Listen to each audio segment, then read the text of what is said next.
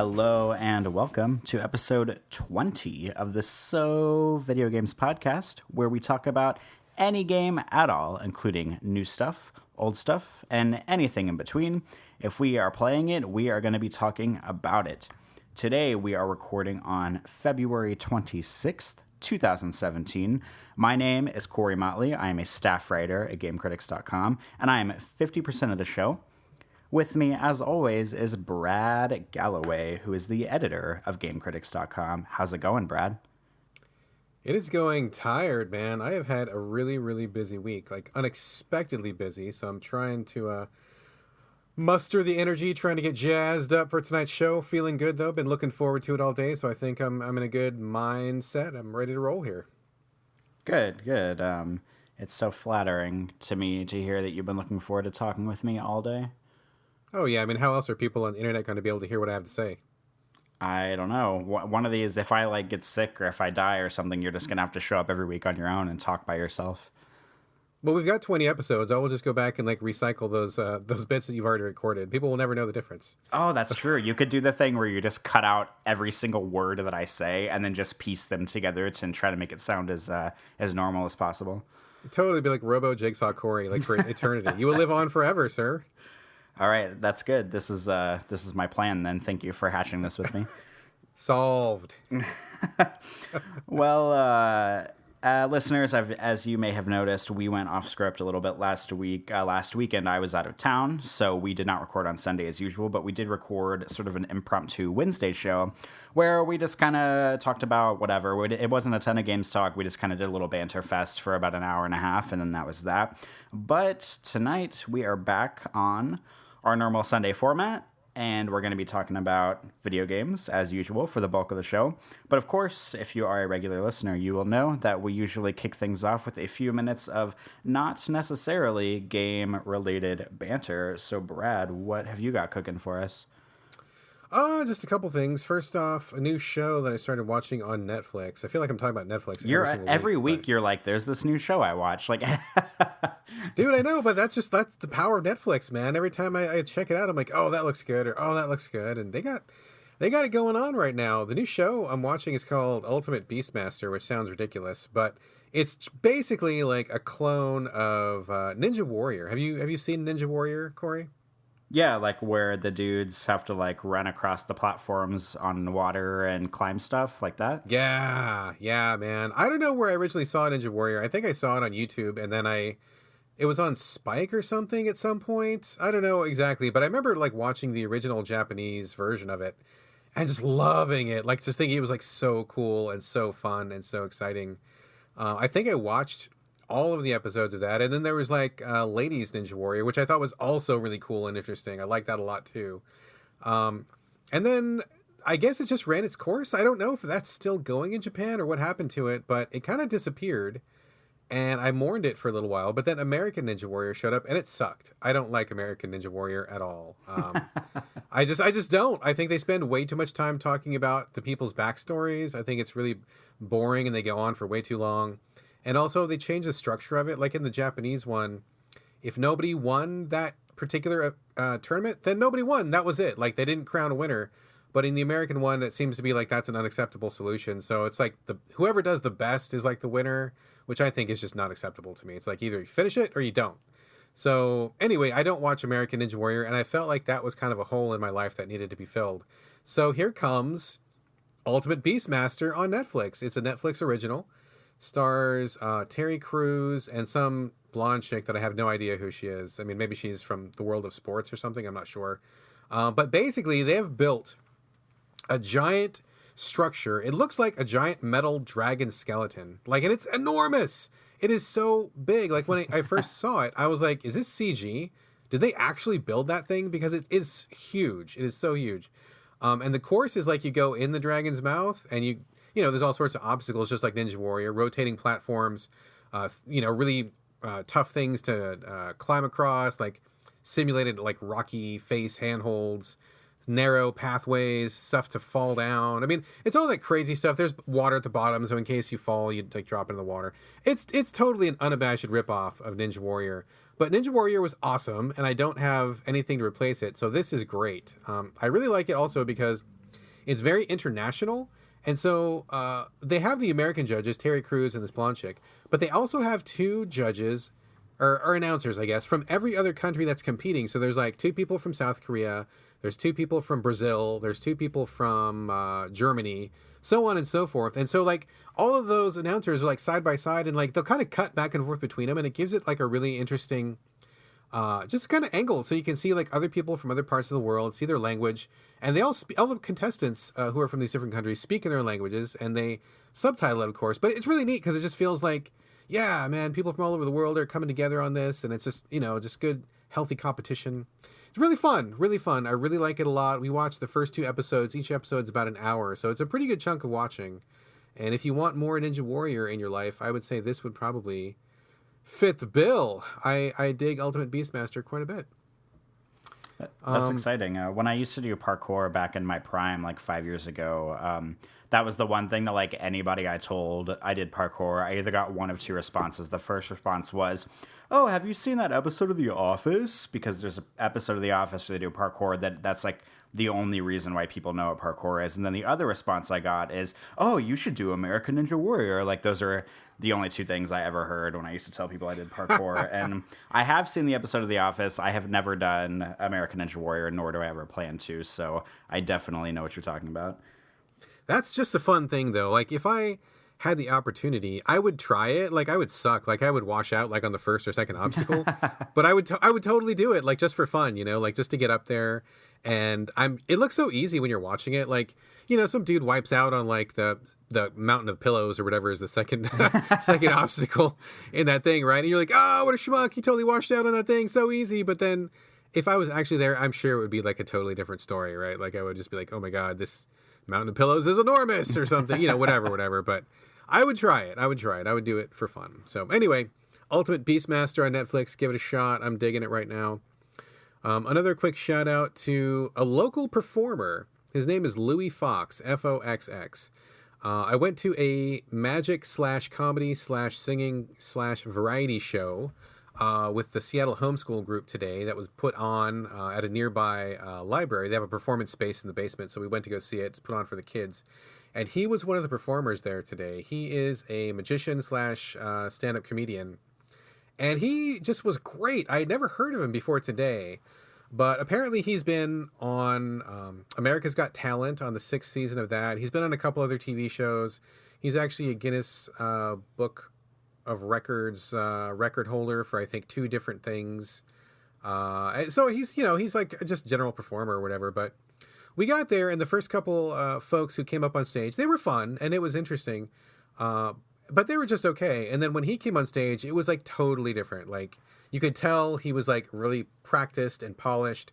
Like everything just kind of went up a couple notches. He was like landing the jokes.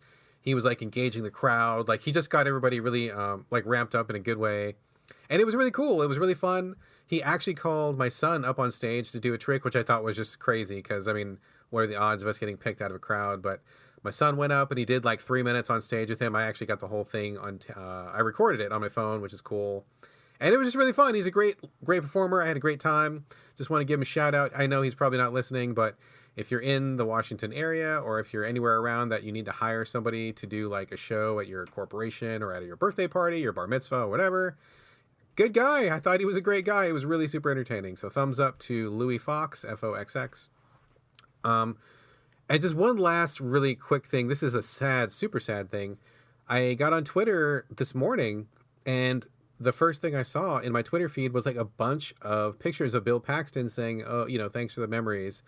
And I was like, no, not Bill Paxton. Bill Paxton can't die. I love Bill Paxton. But apparently he died yesterday. And I was like, oh my God, like I could not believe it. I mean, I am so sad. Like I loved pretty much everything he was ever in. I mean, I thought he was a great actor, great character actor. Every time his name popped up, like I knew I would be in for a treat. I mean, I loved his work. I mean, he never failed to entertain me. And I really, you know, ever since like Aliens and like, God, he was in is it Near Dark? Is that the one, the vampire one where they're like driving around in the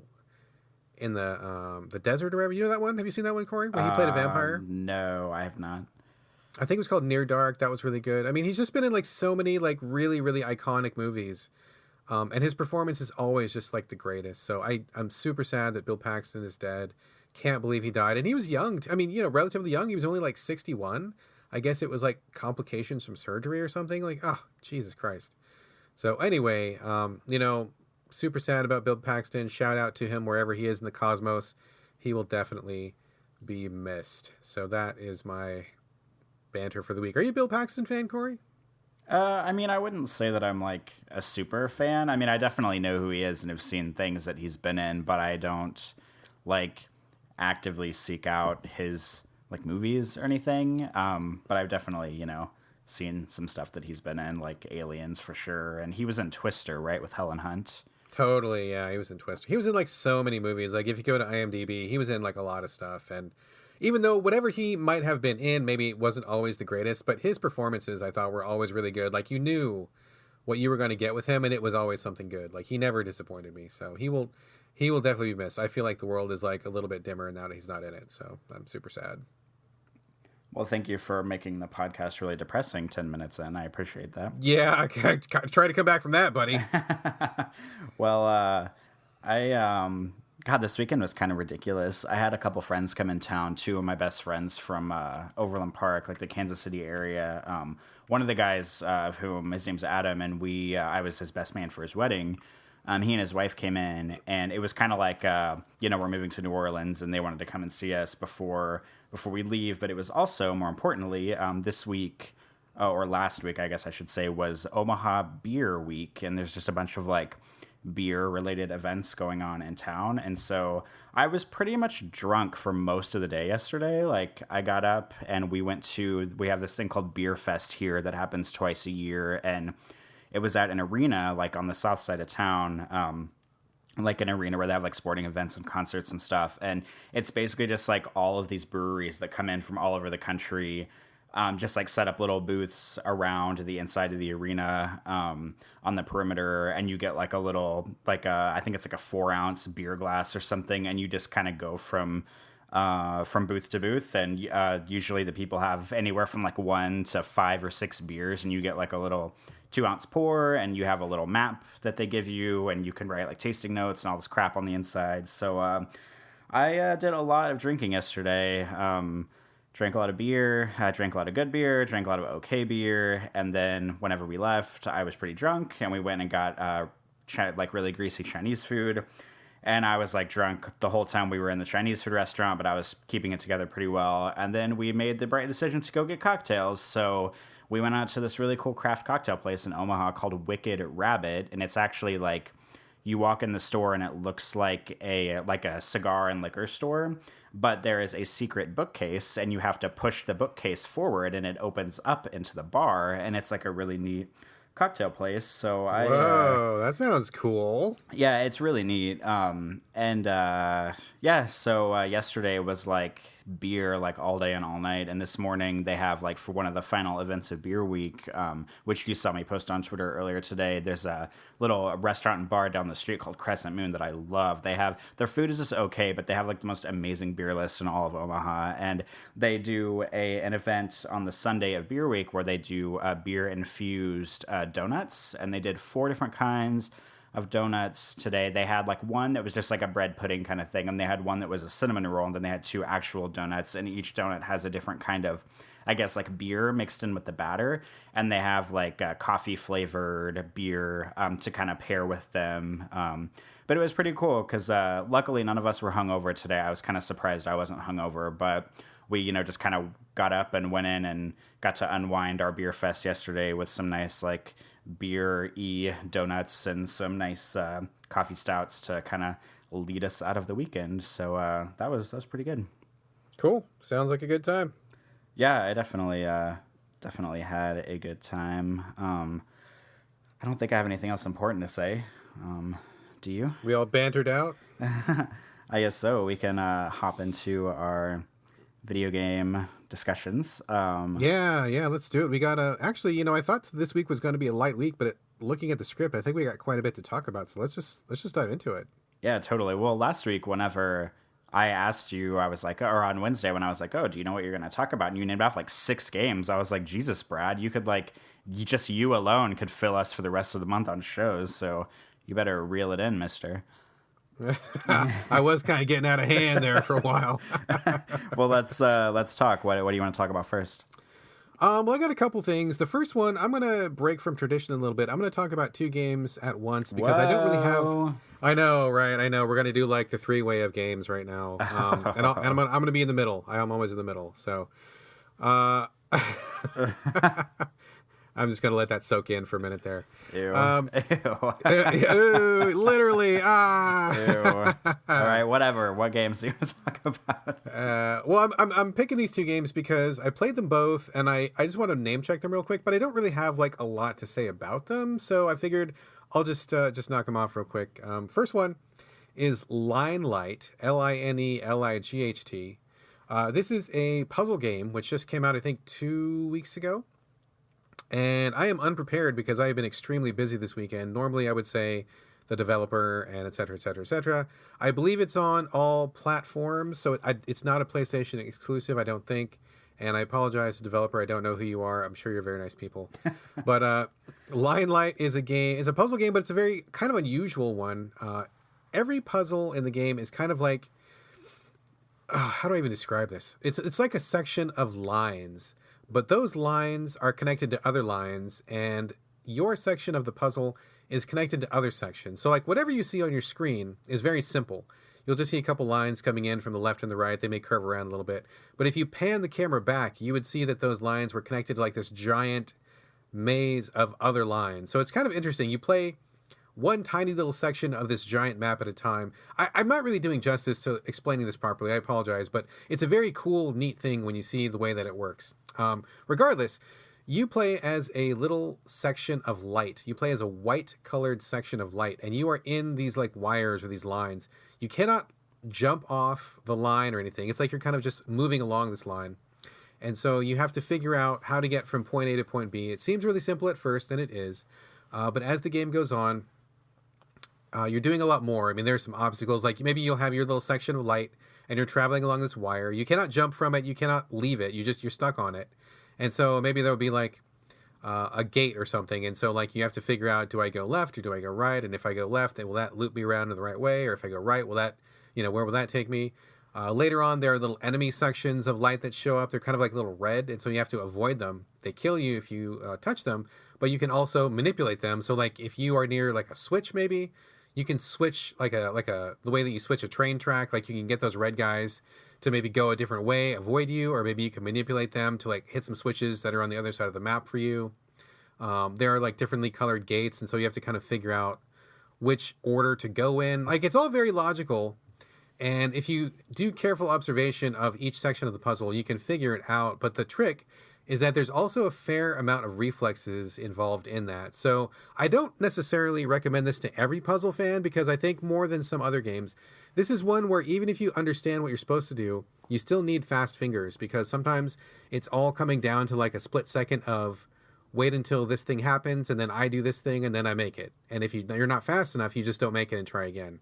So it's an interesting balancing act between sheer logic and actually just having reflexes. It's interesting though, and I like it. I think it's pretty cheap. I think it's maybe like $10 or maybe $15 on the PSN store. I felt like it was a good value, and I have been enjoying it. I did not finish it because I had to move on to other things for review, but I really liked it a lot, and I have not seen a lot of stuff like that, so I felt like it was pretty fresh, pretty interesting. So if you want something a little off the beaten path as far as puzzlers go, Linelight, I think, is probably going to be of interest to some people, so I wanted to give it a shout out there. Have you tried Linelight? Have you seen it, Corey? I've seen in my PlayStation 4's like little social media feed thing, I've seen a couple of other people playing it. I don't really know what it is, though, but the way you're describing it, it kind of sounds like a cross between the old Snake mobile phone game and like a Tron like light cycle sort of grid exploration thing. Am I anywhere close to that, to what it is? I mean, vaguely. It's kind of like that, except for imagine like that Tron thing, but instead of being able to go wherever you want, you only have a very like specific number of paths to travel, and that's kind of sort of what it is. It's really hard to describe because it is kind of its own thing. But I mean, it's very simple to pick up. It's very easy to understand, hard to describe. And I apologize for not doing it justice. But yeah, it's interesting. Just take a good look at the screen. We have a couple screens up at Game Critics. I did a this is not a review for it a week or two back. And those screens will give you a pretty good approximation of what it's about. So take a look. If it seems like your bag, I think it's worth a gamble. So I liked it. The other thing I want to give a quick shout. Well, I don't know about a shout out, just a shout, I guess. I don't know. Is that a thing? Do I give a thing a shout? You can I don't just know if that's a shout thing. at something. I guess. It's called Wild Guns Reloaded. This is a remaster, not a remake, remaster of, I guess it's apparently a well-known arcade game from back in the day. I've actually never heard of it before, and it was something that was brand new to me. Have you ever heard of Wild Guns, or did you play it in arcades back in the day, or do you know anything about it? I have no idea what this is. Okay, so we are both coming to it pretty fresh. Apparently it was a thing back in the past at some point, and it was, I guess, well enough known that someone wanted to remake it. It's interesting. It's kind of like the Wild West meets like steampunk. So that was kind of a cool thing. I like it when those things mash up like that. But it's really like an arcade game. You pick one of 4 characters, and then you go into a level, and it's just basically like a shooting gallery. Your character is in the foreground. In the background is like a Wild West, like a saloon, or you're on a rooftop, or you're in a cave or something like that. And then all these enemies like pop up from these windows, or they come from, either side of the screen, or they drop in from the ceiling or something. And you're just kind of shooting them. It's weird because now that controllers have 2 sticks, it's your gut instinct is to say the right stick is to aim my reticle and the left stick is to move my character, but that is not how it works. You only move with the left stick, and so you can move your reticle around, but if you keep holding it, then your character will eventually move. So like if you want to dodge right, you hold your crosshairs all the way to the right side and keep holding them. So like it's like you're aiming to the right as far as you can go, and then once you cannot aim any further right, then your character starts moving. It's clunky as fuck in the beginning. Like, it's really confusing to your brain. I just struggled just with the movement at first because it was so counterintuitive. And it's also worth noting that with those 4 characters you can choose from, each one feels pretty different from the other. So if you pick one and you don't like the way they feel, try another one, because it's not just a palette swap. They all have like different abilities and their movement feels very different. So I picked... there's like a full-figured woman who's like a demolitions expert. I picked her at first, and she just, I couldn't get the hang of her. I just didn't understand what I was doing. And then I went back to like a Penelope Pitstop type of character. She's like I don't know, Southern Belle or something like that. And her movement was like way crisper and easier to control. There's also like a dog who has like a drone, like a flying drone with machine guns attached to it. And like the 2 of them are one character together. And he was kind of weird too, so... yeah, it's interesting, and I like the aesthetic. I mean, I like the mashup of like Western and steampunk, but it's really hard because it's like one of those old school arcade games, like there was like No Mercy back in the day, and they were designed to like eat your quarters. So it was really tough, and if you die before completing a stage, you got to do the whole stage over again. Kind of a bummer. I got past, I think, 2 or 3 stages, and then I'm like, I like it, but I don't like it that much, and I'm kind of tired of playing the stage, so I'm going to bail. But it's interesting. I mean, I think it's a little bit overpriced. I think it's going for $30 or $40, which is way, way, way too much. If it came out for like $10, I would say go for it if you are an arcade fan or a fan of something like, these retro remakes or whatever. But for 30 or 40 or whatever it is, it's too much. Definitely wait until it goes on sale. It is not that good. But for $10, it would be good. For $20, $30, it is not that good. So anyway, just a shout out to let people know that it exists and that it's a thing. And maybe there are people out there who actually remember Wild Guns from back in the day. I am not one of those, but I mean, there must be somebody out there who remembers it, right? So anyway, that's Wild Guns. That's all I'm going to say on these 2 things. Let's go over to you, Corey. What do you got cooking? What's first up for you, man? Well, the most recent thing I have been playing is Deus Ex Mankind Divided. Eidos Montreal released the second, and I think it's the final downloadable content pack. I'm not positive about if it's the final one, but it's definitely the newest one. It's called A Criminal Past. Deus Ex came out at the very end of August last year, and they released System Rift, their first DLC pack. I can't remember when, it was like 3 months ago or something like that, and now they have a new one called A Criminal Past out, and in this one, you play as Adam Jensen, and Mankind Divided, he is with a task force called Task Force 29 based in Prague, and allegedly the Criminal Past DLC details his first like major mission with Task Force 29. So it's like sort of a prequel to Mankind Divided, although it doesn't really have anything specifically to do with it. But you play as Adam Jensen, and you are going deep undercover into a prison that is in, I think it's in Arizona. It's like an AUG-only prison. So if you have cybernetic implants and you're like a major threat to society, or if you have a lot of convictions or something like that, that's kind of where they send you. It's like a supermax, like AUG prison. And there is another agent in there who is also undercover, and I guess they're inserting you to get him out because the terror attacks are supposed to be starting against augmented people in the future, and Task Force 29 believes that the other deep cover agent has info because he's been in the prison for like 2.5 years, and they send Jensen in to get him out. The story is super convoluted. Like, on the surface, it sounds easy, you know, oh, there's an agent undercover, let's send Jensen undercover and, you know, find a way to pull him out. But, you know, it gets very weird. Like, there's this other, this organization, I guess, called Junkyard, that are, like, drug pushers or something that get involved, and, like, the warden of the prison gets involved, and, like, maybe he's working for Junkyard, and it kind of flies off the rails a little bit.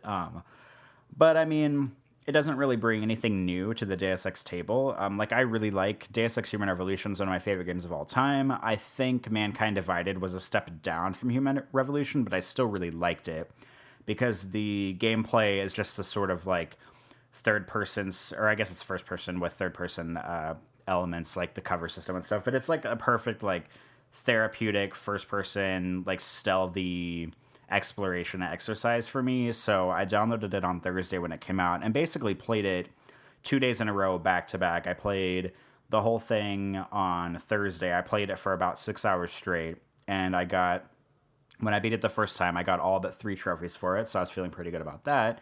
And then on Friday, I basically did the exact same thing. I played through the whole thing again. I made a few different choices to see if it affected anything differently. And then I went back and did a little extra trophy hunting. So at this point, I've played it about 2.5 times. I have all the trophies. And, I mean, it's pretty good. It's not, doesn't really bring anything new to the table, which I feel like DLCs don't necessarily have to, because I wouldn't expect a downloadable episode to, you know, like completely change the way the game feels or anything. But, I mean, if you know what Deus Ex is, it's basically just more of it. You are having conversations with convicts in the prison yard. You're exploring the prison. You're trying to find secret passages around and trying to get the other double agent out, and you know, just stuff like that. But I mean, it was satisfying enough. It wasn't amazing. The thing that I think is the most disappointing about the fact that this might be the last DLC pack for the game is between the events of Human Revolution and Mankind Divided, there was like a big, I guess, like 2-year gap or something where Adam Jensen was like held in Alaska for something, like while his AUGs are being worked on, because at the end of the first game, he gets in kind of a situation that leaves him floating in the middle of the ocean.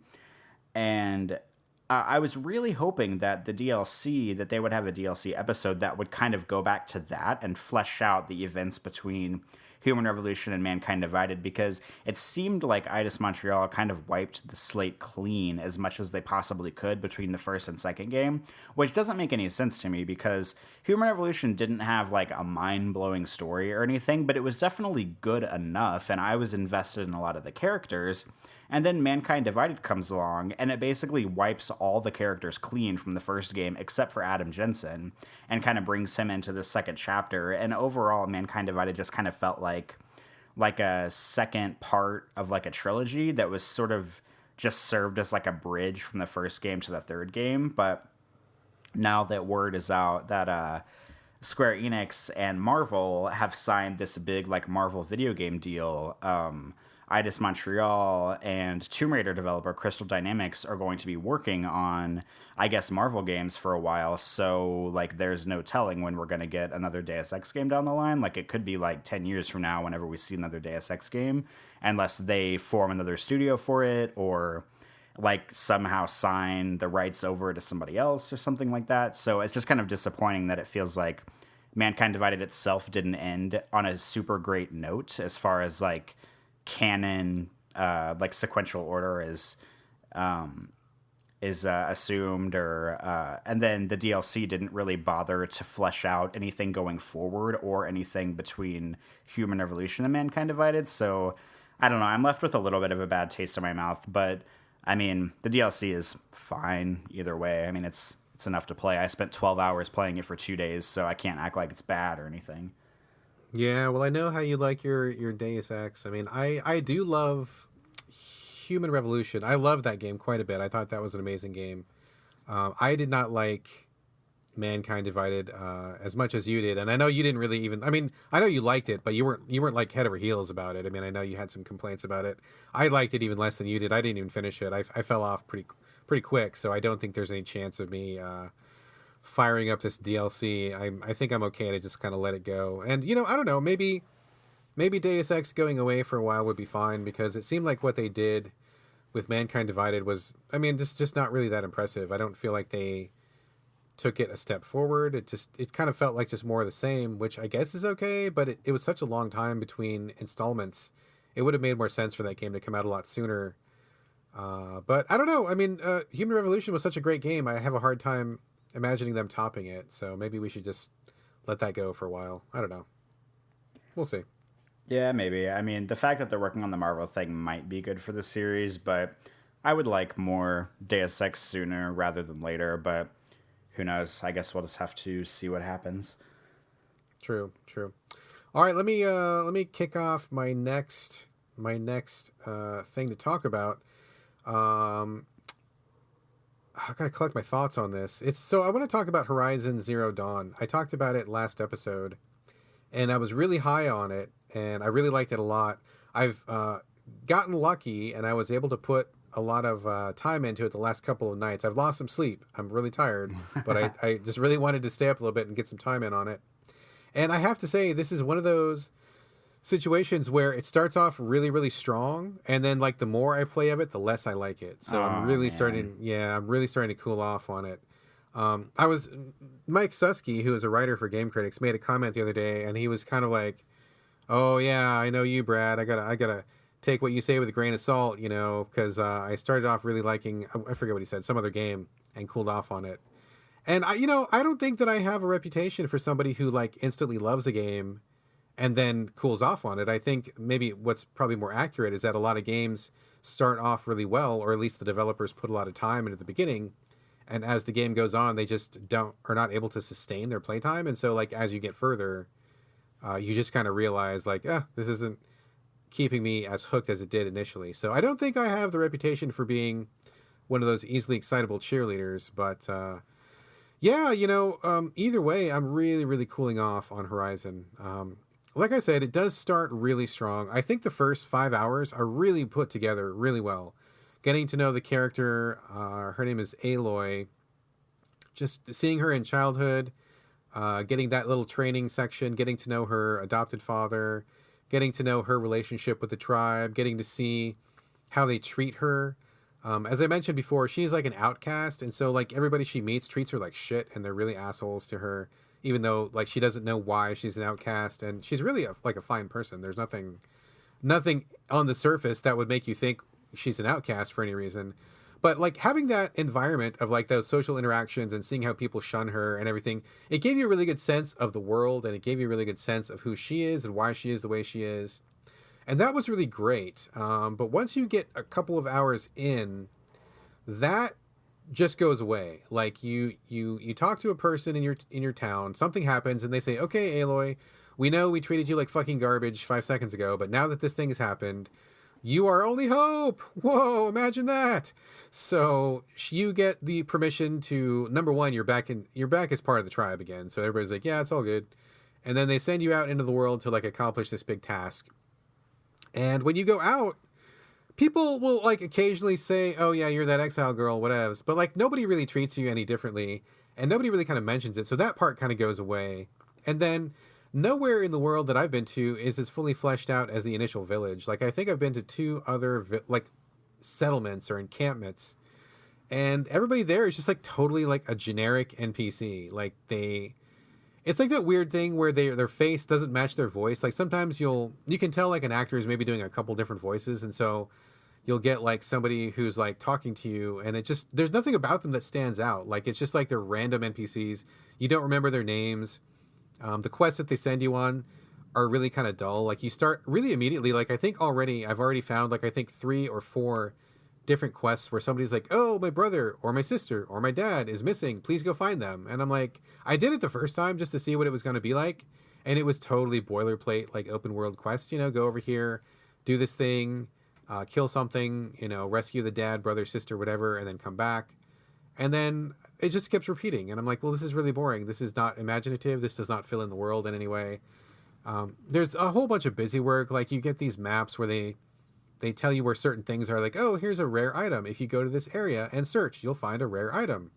And I did it once. I'm doing all these things once just to see what they are, right?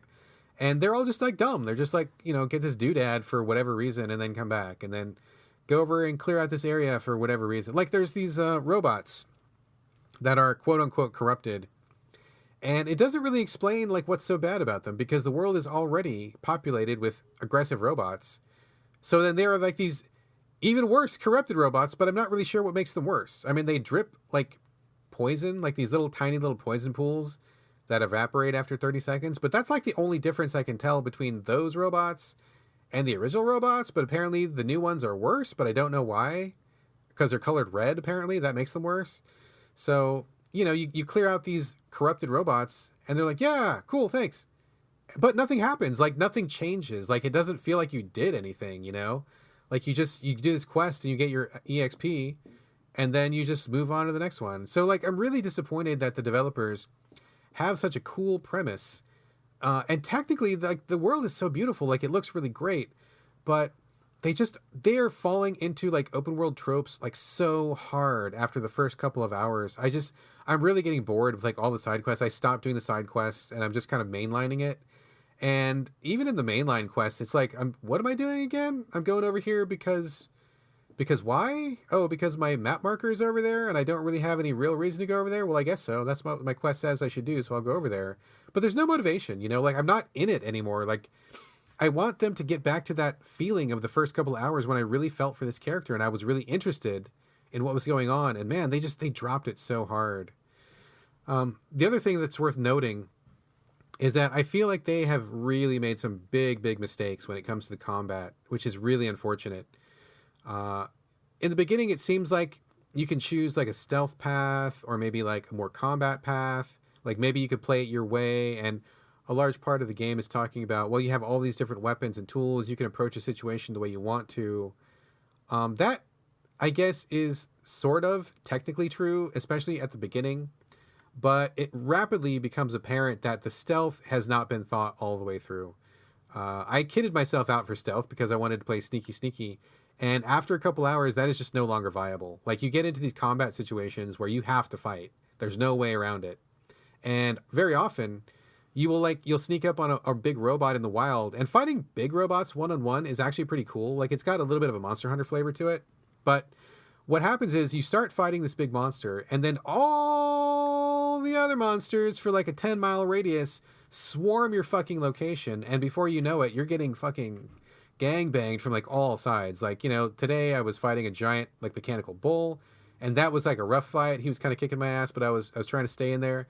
All of a sudden, like 3 like mechanical eagles swooped down on me from somewhere. They're shooting ice at me. Then like this like gazelle was like shooting like whatever he was shooting at me, and they were charging me from all sides, and I was just getting battered around, and I just got killed like so quick. And it's like, it doesn't matter if you give a player a bunch of options or stealth or whatever, if every combat encounter ends up being a giant fucking messy ass gangbang, that's not doing the player any favors, or you're not giving them a choice about how to play. You're taking strategy out of it, and it just becomes like, I gotta wear as much armor as possible. I gotta get the heaviest weapon possible, and I just gotta fucking survive. Like, it becomes that kind of a slugfest. and it's just not fun. Like I was really like disengaging pretty hard this afternoon because, trying to approach it all stealthy, like, oh, I'm going to set up a trap over here. I'm going to lure this animal over here. He's going to fall in the trap. Then I'm going to jump on him from behind and like stab him in the back and carve off his armor and do this thing. And that's all well and good to think that, but it falls apart the second you actually start doing it. And it just becomes like a big fucking mess. So I am very, very, very disappointed in Horizon right now. Started off amazing. And even with all those problems, I still think it's better than any of the Killzone games that Guerrilla Games has produced. But it's losing me so fast. And to be honest with you, I don't even know if I'm even going to finish it because I've heard it goes on for like another 20 hours past the point where I am. And I'm already kind of like, maybe had enough of it. So disappointed, man. Really, really disappointed. So as far as like the RPG elements in it go, I'm assuming that it has some kind of like skill tree and stuff that you can level up for the character. Do like the skills or the things that you can level up, does any of that, like the promise of unlocking those, offset the fact that some of the main and side quests are like repetitive or boring? No, not really. I mean, you can see the entire skill tree from the get-go, so you know what's there. You can make an educated, informed decision about which skills you want to invest in. But, like a third of the skill tree is just about like harvesting resources, which, I mean, I forgot to mention, the crafting system in this game is just, it's bullshit. Like it's busy work. Like you're picking up a lot of stuff and there's like 15 different suits of clothing you can get. And it's not really clear about what's different between them. Like they don't seem appreciably better. Like I bought a stealth suit and I couldn't really tell what made me more stealthy as compared to the combat suit. I felt like it was exactly the same. You get like, there's like 3 or 4 different bows, 3 or 4 different slings. Like, and it's like, it feels like stuff for the sake of having stuff, like, so that is just a lot of busy work. And a lot of the skills I think are just kind of hit harder here, 15% more damage, or, you are quieter, but I don't know how much quieter I am. And, find extra resources. Like it's all just like survival stuff, but none of it feels like you're really specializing or like it's really going to change the way you play. After putting in the number of hours I put in, I think I'm about maybe 12 or 15 hours in. My advice to anybody picking this game up would be to go as heavy as possible. Just go for all combat, all defense, and just, you're going to have to slug your way through it. Like there's no getting around it through the game, through equipment, or through the skills. Like the game is just built a certain way. So that's really disappointing. Yeah, that does not sound like fun. No, it's not, dude. And to be honest with you, this game has quite a bit in common with Far Cry Primal. Did you ever play Far Cry Primal? Yeah, because on the last show, I believe I said that it sounded like Far Cry Primal whenever you were discussing it. Did you like it or did you not? I mean, I thought it was fine. It was Far Cry 3 and 4 just reskinned as old. I can't remember the word for it, but like, bows and arrows and stuff. Okay, so I skipped the last couple of Far Cry games because I've never really been a big fan of that series, but I was interested in Far Cry Primal because of like the prehistoric setting, and I played Far Cry Primal. I loved it. I mean, I literally like 100% of that game. Like I thought it was really fun. It was the right game at the right time for me, and I thought that the concept was a good fit for the content. Making bags out of animal skins and finding bones to level up your village. Like that all made sense. Like it was easy to grasp. It was pretty well streamlined, and it was very clear to see, like, when you got a better club, like, it immediately felt like a better club. Or when you got a better bow, you're like, oh, this is way better than the last bow, right? So I think Horizon steals a lot, like, directly lifts it from Far Cry Primal. Like, you're still making bigger bags out of animal skins, but instead of, like, 3 or 4 bags, you've got, like, 15 different kinds of bags, which is really stupid. And, like, when you make a better bow, it's like, it doesn't even feel better. There's different elements you can equip, but it doesn't feel like you're advancing. It's like you're just having options for the sake of having options, but you don't know why. And I have to say, it just feels so much like Far Cry Primal in some ways that I wish they had done something different, because I liked Far Cry Primal a lot. I feel like that game was very successful. I feel like Horizon is doing the exact same thing, but is just less successful at what it's doing. So I loved those first 4 or 5 hours. They were so great. I was so on board. And I don't know, man. I don't think I'm going to finish it, because if something good comes out in the next week or two, I probably wouldn't have a hard time dropping it. And that's kind of sad, because I've been looking forward to this for quite a while. That is really sad, but at least, I mean, the good news for me is this is going to sound selfish, but I was not really that interested in the game in the first place. I mean, I always kind of figured I'd play it, but I wasn't like, oh, I have to play this game immediately. And I remember last week, whenever you were talking about it and saying that it sounded good, I kept thinking, like, okay, it sounds kind of good, but I'm still not really that interested in it. So this makes me feel a little bit better about the fact that I'm not, like, super duper pumped about this game. You can check it off your list. I mean, if you played Far Cry Primal, that's basically what this game is, for more, for better or worse. And if you've had a good time with that experience, I don't think you need to repeat it. I mean, if you really want to, get it from GameFly, play that first 4 or 5 hours, and like when you get out of the village, just stop, because it doesn't get any better. I mean, it literally doesn't. Like, that's the best part of the game so far. I mean, people say there's some story twists later on. Maybe so, but I don't think it's really worth slogging through all this generic open world stuff. So play the first 4 hours, send it back, and call it good, man. That would be my advice. Yeah, I mean, if I play it, I'm definitely going to play it from... I'm definitely going to get it from GameFly. There's, like, not a chance in hell that I'm going to buy this game. Don't buy it. No, don't buy it. Don't buy it. No. So, anyway, that's Horizon. I'm really sad. I thought this was going to be a good one. I was really behind it. I was ready to love it. And I did love it at first, but it just was not able to sustain that level of quality all the way through. I mean, if you're not tired of the general open world shit, go for it. But I'm pretty tired of general open world. And, I mean, let's face facts, okay? I know you didn't like The Witcher, Witcher 3. But I love The Witcher 3. The Witcher 3 is like an amazing fucking game. That is like a next level, kicking up the quality, all in. Like, they employed the entire country of Poland to make that game, and it showed. Like, that game was fucking phenomenal. Side quests, every side quest, interesting. Stuff you find in the countryside, super interesting. Combat, it wasn't like super technical, but it was satisfying, and you felt like you were progressing. We now live in a post-Witcher 3 world. That is just a fact.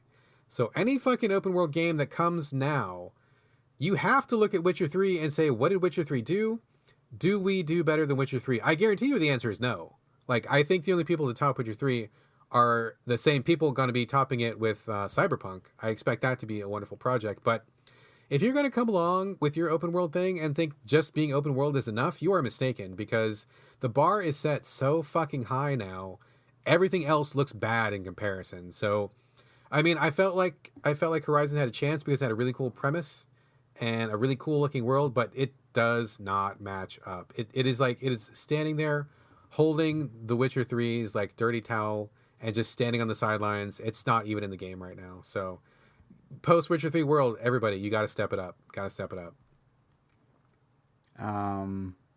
Yeah, I mean, that's only like the 6,000th time I've heard you go on that rant about how good The Witcher 3 is. It was so good, dude. I know you don't like it, but it was so good. It's amazing. It is amazing. Okay, well, I'm tired of hearing you talk about The Witcher 3. I'll only tell it to you maybe like 10 or 15 more times. Oh, God, no. I'm just going to take my headphones off next time. We'll go through it. Go ahead. I'll tweet you when I'm done. No. Oh, my God. Okay, let's talk about something else. What are you going to talk about Let's talk about something else. I think you got something to talk about, Corey Motley. I do, which I teased to last week. I want to talk about SUPERHOT, because I played SUPERHOT VR a week, and I guess it was like a week ago, almost exactly. I went to my college town, Columbia, to hang out with one of my best guy friends, Jason, who I've name dropped on the show like 100 million times. One of his friends, Nick, has an Oculus Rift with the little controllers for it, and he's got like a badass like projection set up in his apartment, and he let me play SUPERHOT VR, and I played all of SUPERHOT VR. The game only takes about an hour and a half, so it's pretty short. Wow, that's even shorter than SUPERHOT, and SUPERHOT was already short. Yeah, but I feel like it works well with VR, because I don't feel like a VR game is the kind of thing where you want to be strapped in for like 10 hours. Like, I feel like an hour is about enough, especially because I feel like they developed it pretty quickly as an exclusive for Oculus, because SUPERHOT, the PC game, has only been out for about a year. It came out in January of last year. The console version came out in like June or something, and then they like immediately started working on the Oculus version. But that's a little bit beside the point. Basically, SUPERHOT, I love SUPERHOT. It was my game of the year last year. I'm obsessed with that game. and I got to play Superhot VR, and basically it works pretty much just about exactly how you think it would. Like, you have the headset on, and then the game boots up, and it looks exactly like Superhot. So the whole environment is white, and everything looks like it's sort of carved out of like hyper saturated white concrete. You have the polygonal red humanoid figures that are like shooting at you or trying to punch you or whatever. And the game kind of follows a very similar path of the PC and console version of Superhot, where you're in a level, you just kind of like spawn into the level, and the level has like a little title or something. And then you have to kill a certain amount of the red dudes. The hook, of course, being that time only moves when you do. And that holds true for the VR version, too. So you have both the little controller handles, and of course, each one represents one of your hands. So you have to move physically, slowly, like in real life, in order to move slowly in the game, because if you move too quickly, the red dudes are going to shoot you, and you die in one hit, and then it's all over with. So it's kind of like a nice little like full body like bullet ballet, where you spawn into a level. You don't move a whole lot. You have like a little space that you can move in, but the game is definitely not about like, running around and, running from side to side and jumping around. It's more about standing in one place and sort of like twisting your body and maybe taking like one or two steps like to the left or the right, and maybe turning around to see if there's any enemies around you, dodging their bullets and trying to fight back. And most levels spawn you facing the enemies more or less, or where the enemies are going to be coming from. Usually there's like an assortment of weapons in front of you, or there's weapons very close by. And then you can reach down and pick them up, and you can shoot them, and you just have to be very careful about how quickly you move, because the faster you move, the faster the enemies move. Before I go on, do you have any comments or questions? No, I mean, I'm listening to you. I mean, it sounds basically like Superhot. I mean, I guess my two questions that I'm thinking of. Number one, I mean, did you get sick, or did you feel like tired afterwards? And then the other one is, I forget what it was because I'm tired. But go ahead and answer that first one, and I will think of my second question. Okay. The good news is I did not feel sick. I am somehow, I don't know if it's because I am godlike, or because I'm young, or because I just don't have part of my brain or something, but I've used VR a couple times with about a dozen different games, and I do not get motion sick from it. Like, I've played different kinds of games. I've played games where you physically move with the D-pad in the world instead of walking around. And I mean, at first it's a little jarring, but after like 5 seconds, I'm pretty good. Like, I have never felt like I'm going to throw up. I've never felt sick or anything. So that's the good news. I did not feel sick from playing Superhot. However, it did make me tired because, I mean, we're talking about squirming your body around and like ducking and standing up and moving to the left, moving to the right, but doing it all in really slow motion. So, I mean, there's certain parts where you're pretty much like crouching on the ground or squatting, and you're like kind of holding a squat and moving in slow motion. Of course, doing exercise, period, is A, difficult, and B, doing exercise in slow motion is even more difficult because your muscles have to, strain that much longer to be able to do things longer and slower. So, I mean, I was sweating like 5 minutes into this game. My palms were sweating, my back was sweating. Not like I was, jogging or working out, but it's intense, and it was also a little bit physically demanding. And one genius thing that the game does is in like this, I think it's the second or third level of the game, it starts you on like a skyscraper that's kind of halfway through being built. And so you're standing on a beam on the skyscraper, and you look down, and you're like on the beam, and there's nothing on the sides of you. And even though I knew it was in VR and I knew I had the headset on, it was still really scary, and like really kind of shook me a little bit, because you look down and it's like you're standing on this beam like several hundred stories up in the air, and meanwhile there's like dudes around you on the other beams trying to shoot you, and you have to like twist and move while you're trying to stay balanced on this beam, and it was really scary. But the big thing that I do not like about Superhot VR, and this is probably the only thing I don't like about Superhot VR, is that every level, if you've played Superhot, you know they're very small, self-contained levels. Each level only takes about maybe like 5 minutes tops to beat. The shortest level probably takes about 30 seconds to beat. And then once you finish the level, the game checkpoints, you move on to the next level, and so on and so forth for, 25 levels or however many are in Superhot. Well, Superhot VR is kind of the same, where you're in one physical space, and then you say you fight off like 5 enemies in one space, and then the game teleports you to a slightly different area within the same like building or the same level, and then you fight off X amount of enemies, and then you teleport to a different area and fight off X amount of enemies. And usually you do that maybe about 5 times, and then after the 5 teleports, a little pyramid appears in front of you, and you have to reach out and grab it with your hand, and then that signals the very end of like that like kind of self-contained level. But the thing that really irritated me about Superhot VR is that, say if you get to the 5th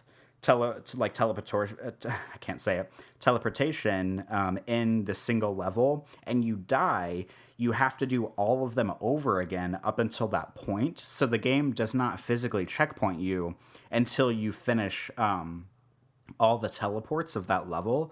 And I didn't get stuck very often, but there were a couple of levels where I made it all the way to the very last teleport, and I kept dying. I would die like 3 or 4 times, and then I would have to do the first, the second, the third, and the 4th one all over again several times. And I was getting very irritated because I feel like the game should just checkpoint you on each teleport. And then sometimes, I would get to the 5th one and I would die, and then I'd have to start over at 1, and then I would die on the 3rd one, and then I have to start over at 1, and then make it to the 5th one, and then die, and then start over at 1. And it got kind of irritating. But I do have to say, not just to like brush my own shoulder off a little bit, but Nick said that I was definitely the best person that he's seen play Superhot so far, and he also said that I was the best at throwing ninja stars in the game. I would expect that to be the case. I'm not surprised by that at all, knowing you and your proficiency with Asian weapons. That makes sense to me.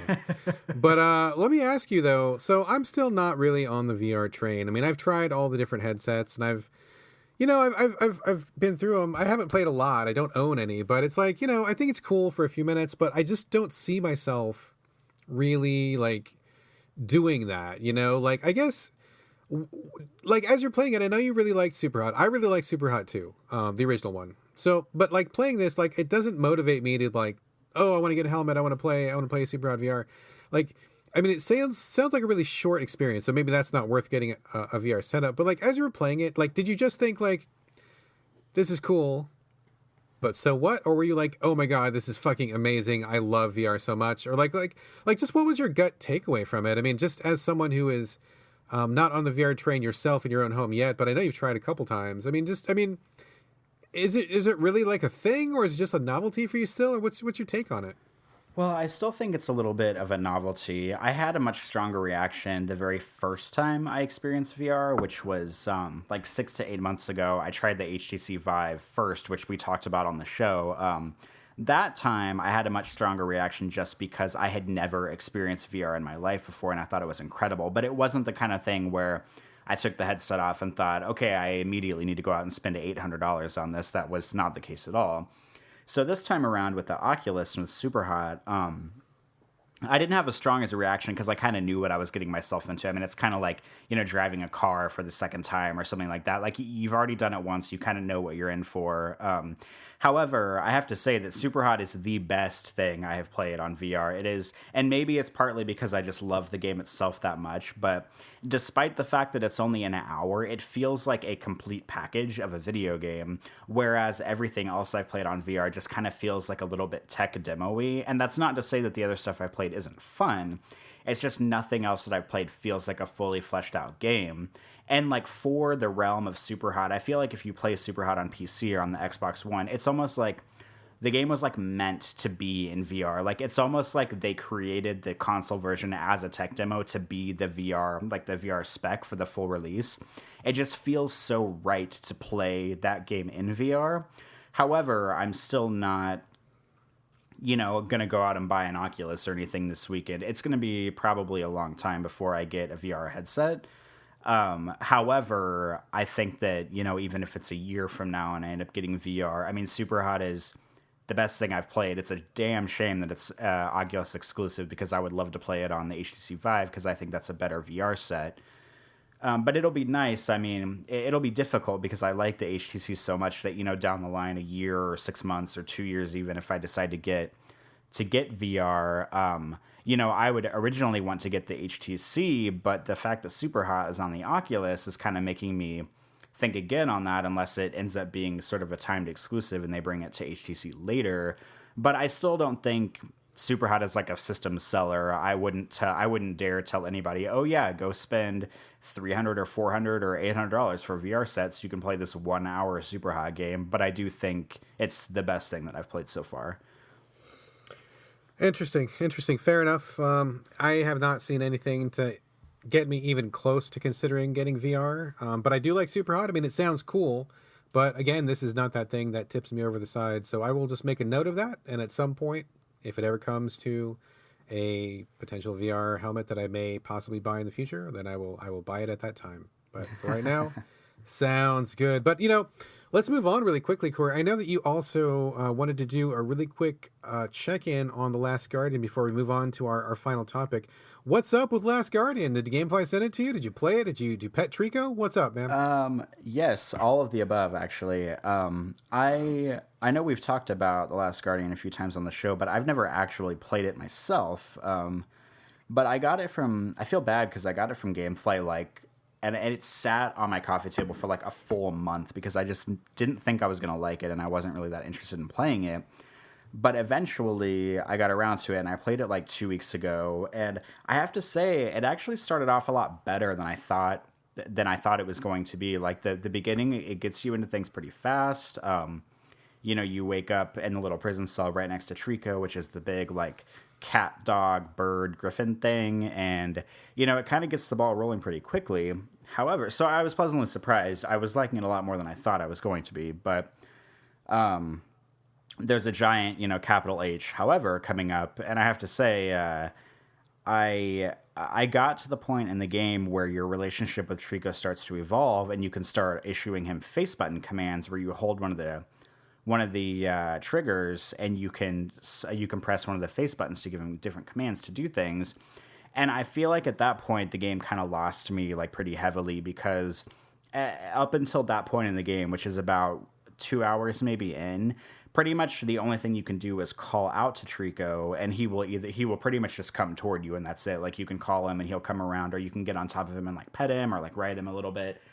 And once you get to the face button command thing, like the game does not tell you what the face buttons do. It's just like, oh, you can issue him commands with the face buttons. And that's all well and good because this is not the kind of game that like hands you stuff on a silver platter. You kind of have to work for it. But I got to a point where shortly after you get the face button commands where there's like a door and you can tell that Trico wants to go through it and the face button commands will like try to make him like charge through the door, but every time he headbutts it, he won't open it.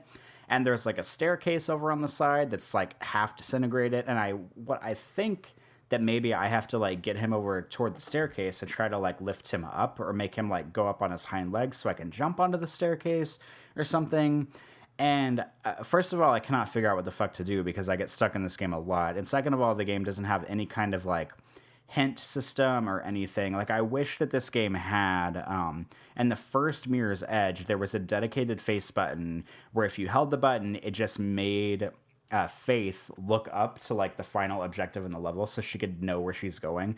I wish this game had that because I have no clue which way I'm supposed to go or if I'm supposed to do the staircase or if I'm supposed to make him keep headbutting the door to like break it open or something. And then sometimes I tried to get him to go over to the staircase and then he jumps back across like the little like ravine that we had come from. And I know that that's the point of the game. Like you're kind of working with him to train him to figure out what to do. He doesn't always listen to you, but I very quickly, once I got to the face button command thing, kind of fell into the attitude of like, I just don't have time for this. Like it was smooth sailing up until that point, and now I'm just too impatient, and there's too many other games that I want to play right now, and I just don't have time to be like fucking around with this giant cat who won't listen to me, and on top of me not even knowing where to go in the first place. So I have not picked it back up. I played it for 2 nights, and I was enjoying it more than I thought I would.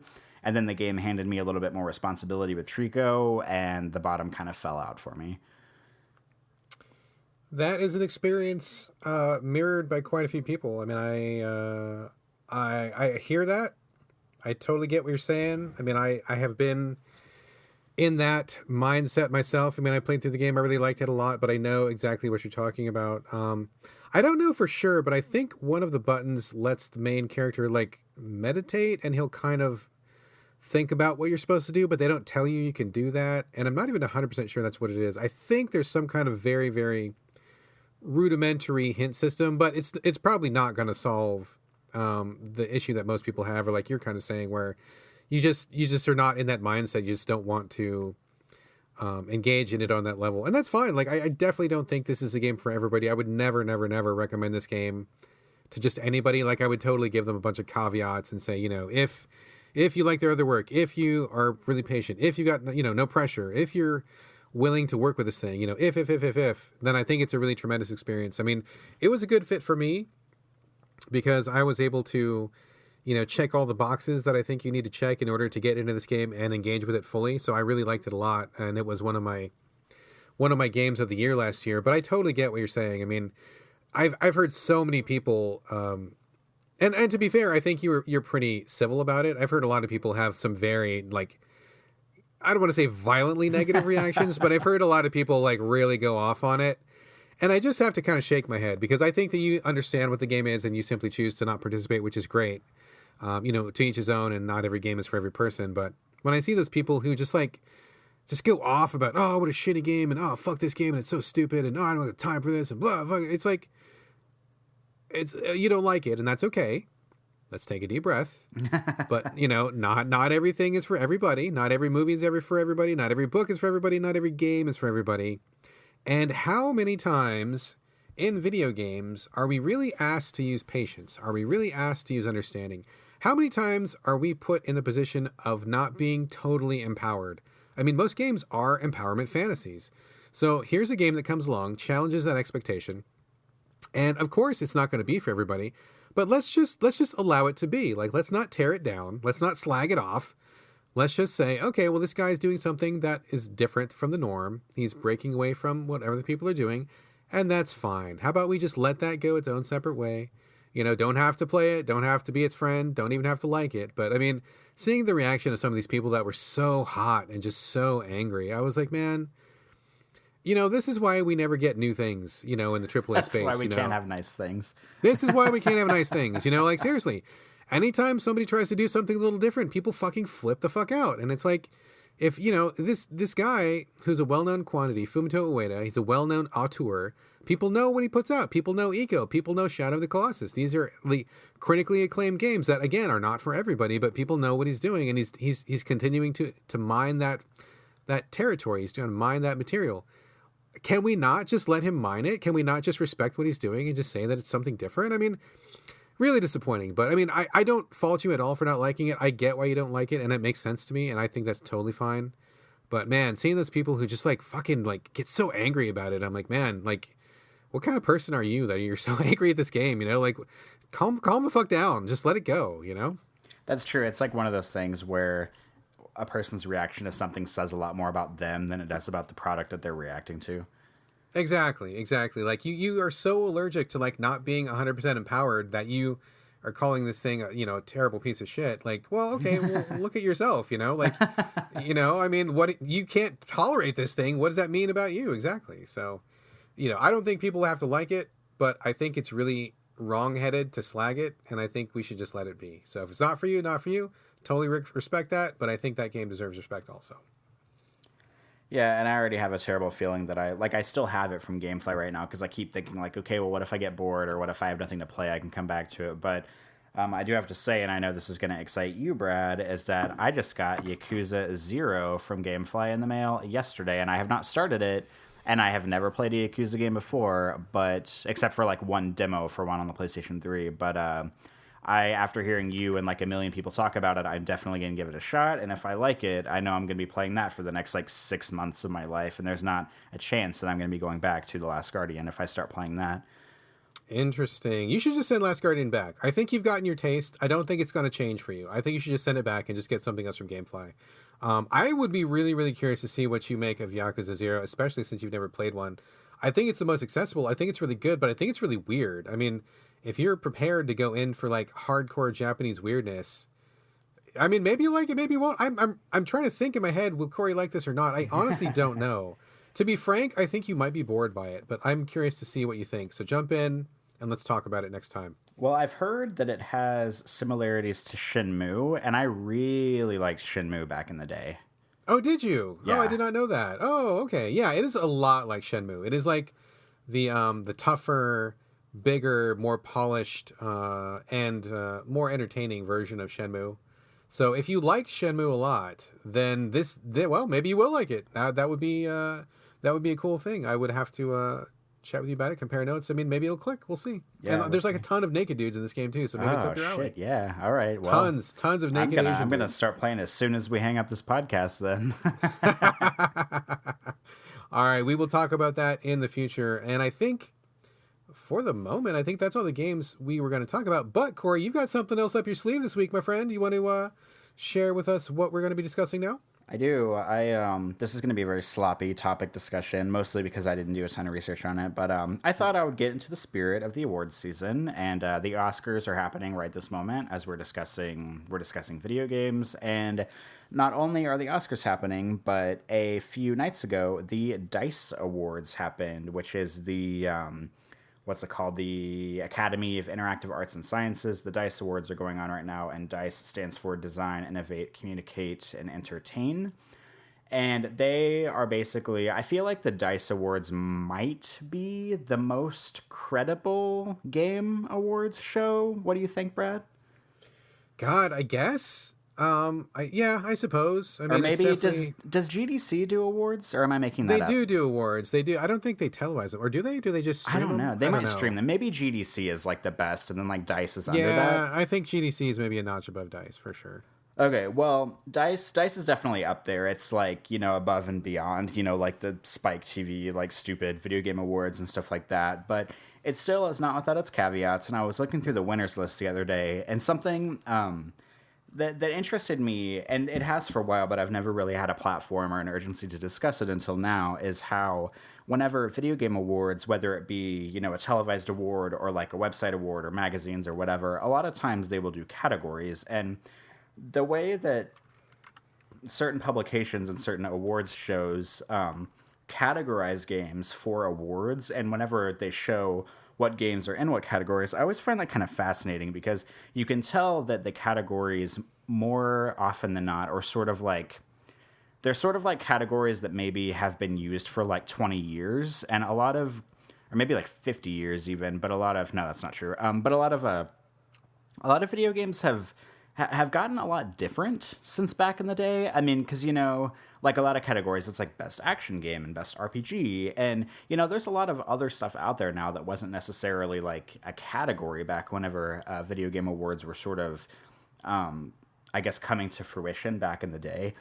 And I just wanted to call out a few names. I want to name check a few things, because I looked at the DICE Awards list, and I just kind of handpicked some different publications and caught some things that I thought were interesting.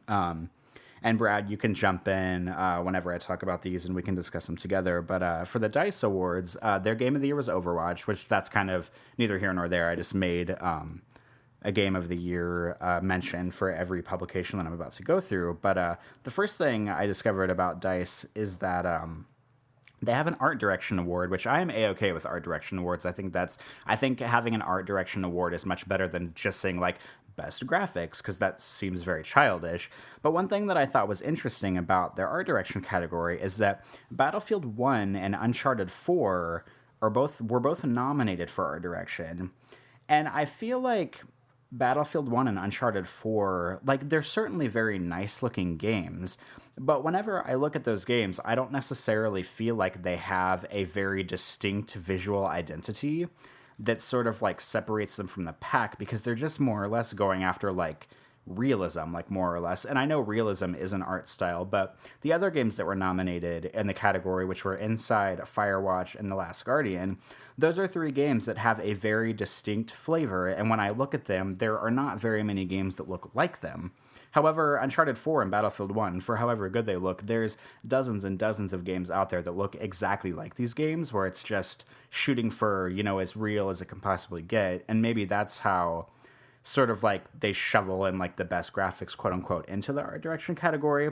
Inside ended up winning, which I'm fine with. But I just feel like Battlefield and Uncharted 4 don't have distinct enough visual identities to qualify them for an art direction award. What do you think, Brad? Yeah, I would agree with that. I mean, I think that art direction to me kind of says what is your aesthetic, what is like the stylization that you're going for. I mean, picking something like Uncharted or Battlefield 1, it just like I want to draw a line between we have like the most powerful graphics or we have the most graphics, you know? like there's the difference between sticking 8 billion polygons in someone's nose and when you look at their face on screen like it looks like a real face. Like cool. Like I get that, it's fine, but that to me is not like art direction. That is like a technical achievement. Maybe somebody listening would think that I'm maybe drawing a line in the wrong place, but to me, just making something more real is not really an art direction achievement. That is more of just like, hey, look at the level of tech we have. Hey, look at how good our rendering tools are. Hey, look how many pixels we can put on this thing. You know, that's not the same as we're only going to use these certain colors of the palette, or oh, we're going to be abstracting the background to create a certain effect, or we're going to be doing lighting a certain way to create like human emotion in this one scene. Like those things are like art direction to me. Like if you're communicating something, emotion, thoughts, feelings through the abstraction that you see on the screen, realism is like on the opposite side of that. So I'm not sure why they would include those things together. I totally agree with you. I think that like that's like a whole different category. I mean, maybe it's its own category. Maybe if there's an award for most believable pores on an eyebrow or something, but that's not the same thing as art direction to me. So I'm with you on that one. Right. And that actually kind of leads me to the next category that I thought was interesting is that they have a category called Outstanding Technical Achievement. And when I was making the notes for this, I very foolishly did not write down all the nominees, but one did stick out for me.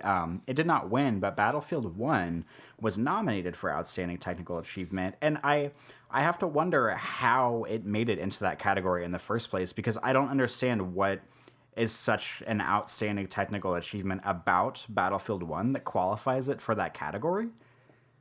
No clue. I did actually play I don't know if I mentioned it or not, but I did play Battlefield 1 like 2 weeks ago. Oh, I did not play... Yeah, I didn't play... it wasn't even worth talking about because I played it. I'm like, done. I kicked it back out after like half an hour. But yeah, it looked just like every other shooter. I don't know what was special about it. I mean, maybe it's like most polygons or most pixels or whatever. But yeah, I was like, this looks like every other fucking game I've ever played that's a shooter. So I'm really bored of it already. I am pre-bored with this game, and I was done with it. So who knows? Maybe it's just a really hardcore technical thing that we poor laymen cannot possibly understand. That's true. And the next DICE category I thought was interesting was they have a category called Role-Playing / Massively Multiplayer Game of the Year, which, first of all, those are like two entirely different categories, like put into one category itself. And second of all, Deus Ex Mankind Divided was nominated in this category. I do not think Deus Ex Mankind Divided is technically an RPG, and it's sure as hell not a massively multiplayer game. So, I mean, it is an action game with RPG elements, but it is not an RPG. So I just think it's bizarre that it was in this category in the first place. Yeah, that sounds really weird to me. Maybe it was not able to be nominated in any other category, and so they were kind of shoehorning it in because they felt like they wanted to give it some love somehow. I mean, I've seen that happen before where, you know, somebody is, you know, wants to throw some love at a team or they really want to recognize the game, but they just can't figure out where to slip it in, and maybe this is where they want to give it a nod. But yeah, I don't see it's definitely not a massive multiplayer. And I would not say it's a role-playing game either. I would say, like you said, action game with RPG elements. I wouldn't say it's a role-playing game at all. But you know, maybe they think that just the choices you make qualify it enough as being role-playing. I personally don't think so, but I guess somebody at DICE does. Yeah, I guess so. And the next, my last DICE category that I thought was interesting was Outstanding Achievement in Game Design. And I noticed, I can't remember what one in here. I took really bad notes earlier, like I said, but the games Inside and Uncharted 4 were both nominated for Outstanding Achievement in Game Design. And even though I love Inside and I think Uncharted 4 is okay, I have to say I don't really understand what is the outstanding achievement in these games' design, because Inside is almost a copied and pasted version of Limbo, which was Playdead's previous game. I mean, it's just a side-scrolling platformer. And Uncharted 4 is just a copy paste of Uncharted 3, which was a copy paste of Uncharted 2, which was a copy paste of Uncharted 1. So I don't really understand what exactly is outstanding in the game design for either of these games. I guess it depends on what you mean by game design, although regardless, I do agree that those are all just cut and pasted games. I'm sure some people out there are shrieking in horror that we're saying something like that, but I think it's pretty much true. Inside, basically Limbo Part 2. I mean, there were a couple of cool puzzles here and there, but like overall, nothing that really made it stand out noticeably from the first game. I definitely felt like it was just more of Limbo. And as far as Uncharted, I mean, it's Uncharted. It's Uncharted is Uncharted is Uncharted. I don't know what's outstanding there either. I mean, again, is this just like a popularity contest? Everybody likes Naughty Dog, so they gotta give love because everybody loves Nathan Drake, I guess? I mean, I don't see anything that's really notable there. I mean, fine enough to play, but I wouldn't, say anything stood out to me. I don't know. Question mark, man. Yeah, I don't know either. And I want to jump ahead to talk about the Game Awards, which are on. I think those are the ones that are on Spike TV, probably the biggest televised awards season. And these happened a while ago, so I'm like late to the party on this. But I was looking up some different categories as I went through to make notes on this, and they have a category for action games, and they have a category for action adventure games, which is pretty common because usually I don't really know exactly what separates the two, but I feel like those are pretty common categories. And for the action nominees, they have Battlefield 1, Doom, Gears 4, Overwatch, and Titanfall 2. And for action adventure, they nominated Dishonored 2, Hitman, Hyper Light Drifter, Ratchet and Clank, and Uncharted 4, which I feel like the action adventure category is much larger. Like it kind of encompasses a bigger I guess like swath of games. But I think it's interesting that Uncharted 4 is an action adventure and not action. It just like doesn't, and that Overwatch is an action. I don't know. It doesn't really make a whole lot of sense to me.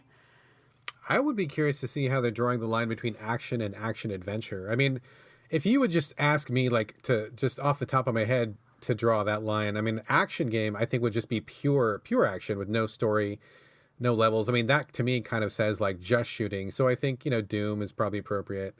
Overwatch is probably appropriate. I don't know that I would put Titanfall 2 in that. I mean, it has got a pretty good campaign, and I don't think it's just straight action. I mean, but then again, what does action adventure mean? I mean, does one have more collectibles than the other? Does one have more exploration than the other? I mean, if that's the case, Doom had a fair amount of exploration, so why is it not action adventure? So maybe that's not the line. I don't quite know what the line is. I mean, Hitman, would that even count as action adventure? I would see it as more of just like straight up action. Or it's like a puzzle game. I mean, wearing the long dark coat of an action game.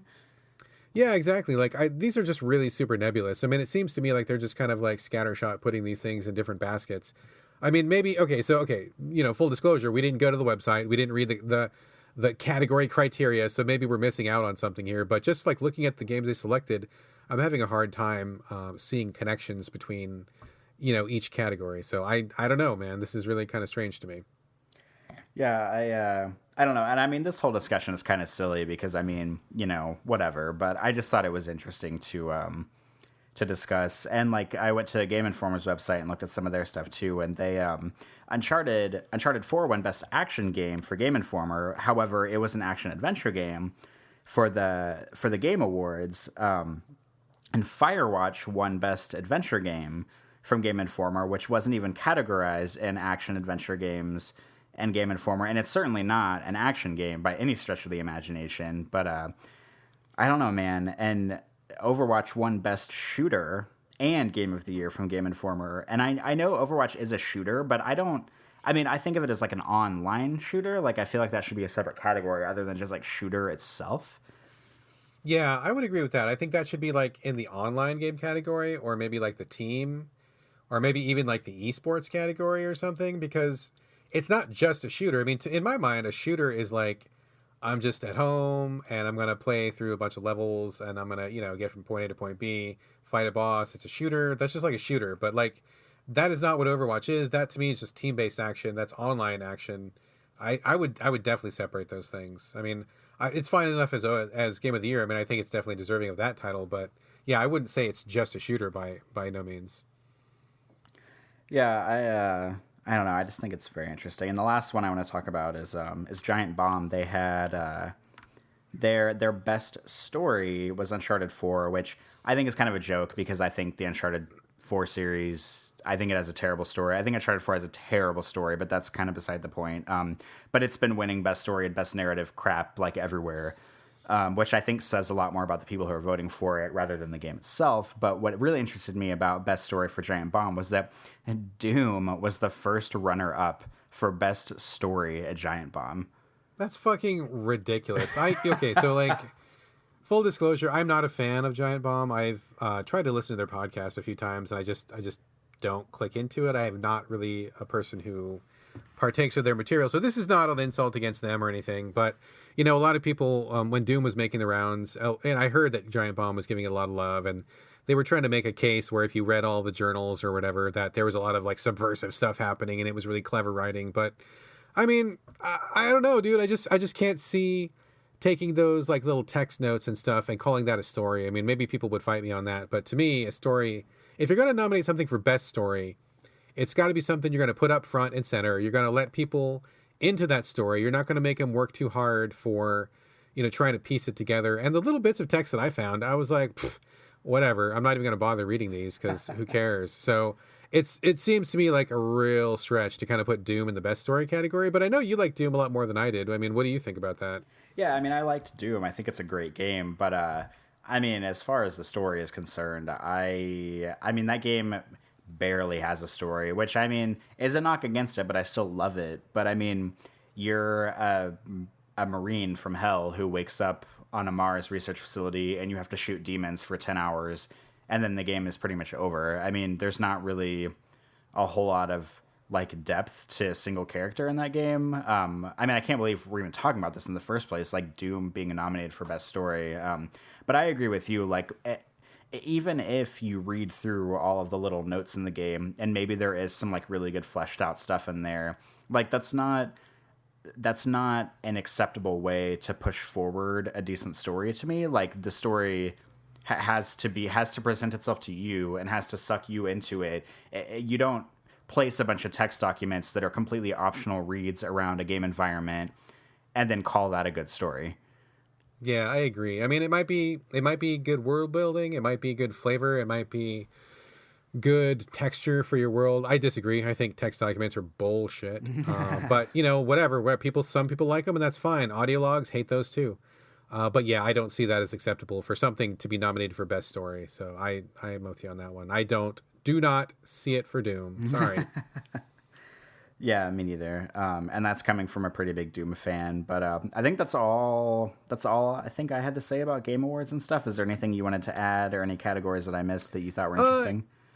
Yeah, I mean, nothing about any site in specific, but excuse me, just that, you know, Game Awards are kind of weird and, you know, games are so different and so varied, and just trying to put these together kind of shows like how difficult it is to compare apples to oranges to bananas to tangerines to whatever, you know, like, I mean, like we played games for like all these years, a long time, and even we are trying to struggle to like, well, what's an action game? What's an action adventure game? I don't know what constitutes this, what constitutes that.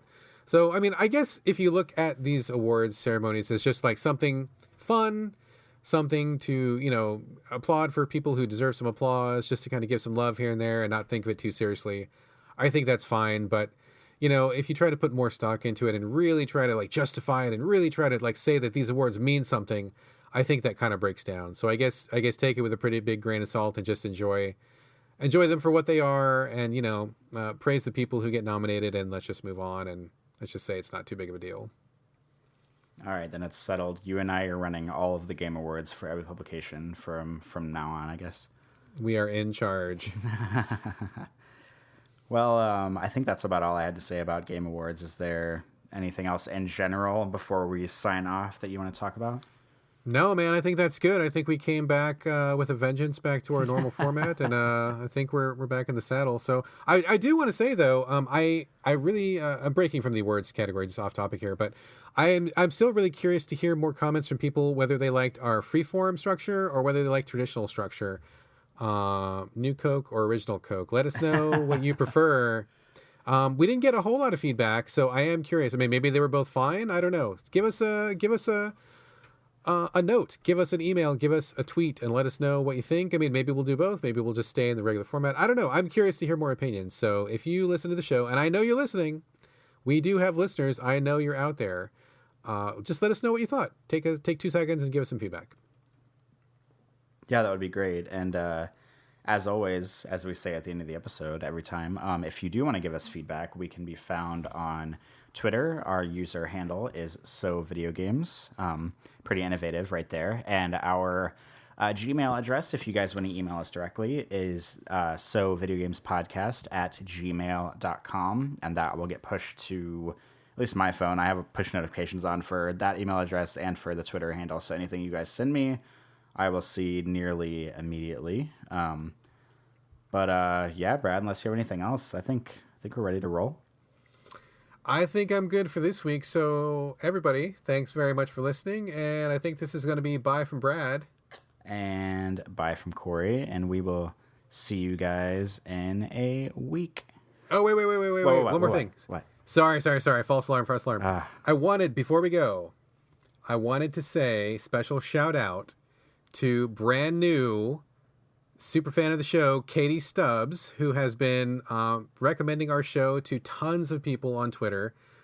She is actually a super fan of, I want to say it's Kane and Rince, I think, because I recognize her name as being someone who listened to another podcast because they had given her a shout out on that show. And so I guess she's getting well known as being like a lover of podcasts. So she's a pretty cool person, and she listened to our show. I forget who recommended it to her, but she listened and then she liked it. And she has been doing God's work by spreading the word about our show on Twitter. So Katie Stubbs, if you're listening, thank you so much for spreading the word and recommending our show. And thank you for being a new fan. So thanks a lot. That is totally true. I was in line for donuts this morning, and I was with some friends that came in town, and the little pop-up notification happened on my phone where somebody had asked, in the Twitter ethos about podcasts, and she recommended our show and a couple of other shows with ours in the same tweet. And I read the tweet and I looked up at my friends and I was like, I feel really cool that like people I don't know are recommending my podcast to other people. Like, how neat is it? It's almost like we're famous, Brad. Almost. We're getting there. So I'm not going to let it go to my head too much. I would recommend the same. But maybe someday we will get some Cristal and celebrate or something like that. God. But for now, I'm just going to say thank you very much, Katie. Really appreciate it. And thanks to everybody else who's been listening and recommending the show. We love the love. So thank you all very much. Indeed. But that's going to do it for this episode. So, Brad, are you sure you don't have anything else you want to say before we sign off? I think that's it for now. I couldn't forget again. I wanted to work that in there. We're good. All right. Cool. All right. Well, thanks for listening, guys. And we will see you guys next week for episode 21.